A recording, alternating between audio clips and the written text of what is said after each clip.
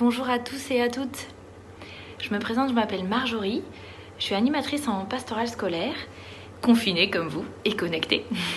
Et aujourd'hui, on m'a demandé de vous parler de comment vaincre l'angoisse face à tant d'informations. Alors c'est vrai qu'aujourd'hui, c'est pas évident. On entend parler du Covid à tout niveau et de tous les côtés. À table, c'est nos seuls sujets de conversation, c'est assez flippant. Sur Internet et à la télé, on voit que ça, tous les jours, des choses et des informations qui sont plutôt angoissantes. Les gens ont peur.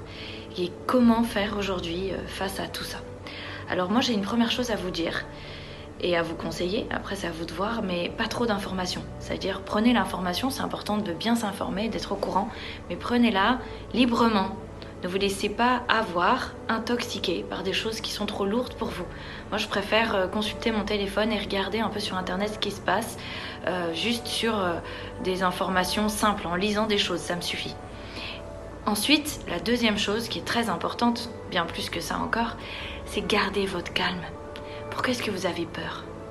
Est-ce que vous avez oublié qui est votre créateur? Est-ce que vous avez oublié que la plus grande puissance de l'univers est à vos côtés, dans votre baptême? Qu'à votre côté, c'est Dieu Tout-Puissant, quoi, le créateur des extrémités de la terre, qui te tient dans la paume de ta main. Si tu crois cela, tu peux pas être en mesure de t'inquiéter, franchement. Dieu veut te soutenir, peut faire en sorte que quoi qu'il arrive, tout concourt pour ton bien. Je veux dire que le meilleur qui est à venir pour nous, c'est le ciel et la sainteté. Donc franchement, je pense que vraiment, il faut penser à ça. Et il faut rester les yeux rivés sur l'essentiel. Alors je voulais vous citer quelques références bibliques que j'aime bien. C'est dans le calme et la confiance que sera votre force. Ça, c'est dans Isaïe 30, 15. Par l'espérance, nous avons comme une ancre à notre âme, sûre autant que solide. Jésus, quoi. C'est dans Hébreux 6, 19. Après, vous avez plus classique. Le psaume 23, quand je marche dans la vallée et l'ombre de la mort, je ne crains aucun mal, car tu es avec moi, ta houlette et ton bâton me rassurent. L'Éternel est pour moi, je ne crains rien. Moi, je suis une fan du psaume 90. Quand je me tiens sous l'abri du Très-Haut et repose à l'ombre du Puissant. Je dis au Seigneur, tu es mon Dieu. Je n'ai pas d'autre bonheur et de refuge que toi. Voilà, vraiment, essayez de vous ancrer là-dedans, de penser à ça. Vivez le présent, gardez votre calme, gardez les yeux rivés sur l'essentiel. Vivez le présent, prenez soin de ceux que vous aimez, de ceux que vous avez à vos côtés, vous avez de la chance. Ce temps est un temps aussi qui est donné pour découvrir autre chose, découvrir un silence étrange et aussi peut-être découvrir que vous avez des frères et sœurs, que vous avez une famille, un mari, une femme que vous aimez et que vous avez là l'opportunité, la chance d'en prendre soin et de vivre les choses différemment. Profitez-en.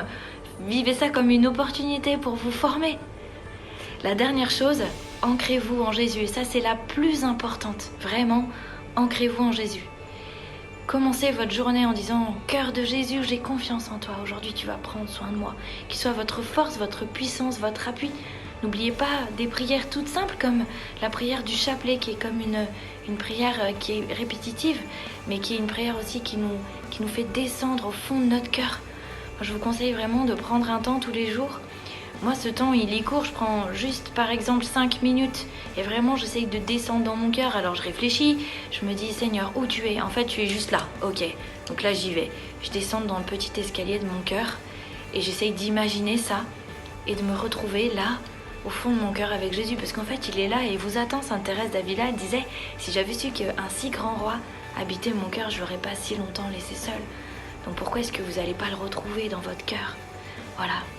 Je prierai pour vous, pour tout ça, chacun et chacune d'entre vous qui regardez ces images, que l'Esprit Saint vous inspire les bons gestes, les bons mots et les bonnes choses à faire et à vivre ensemble, seul ou en famille.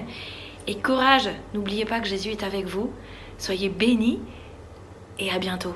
Au revoir.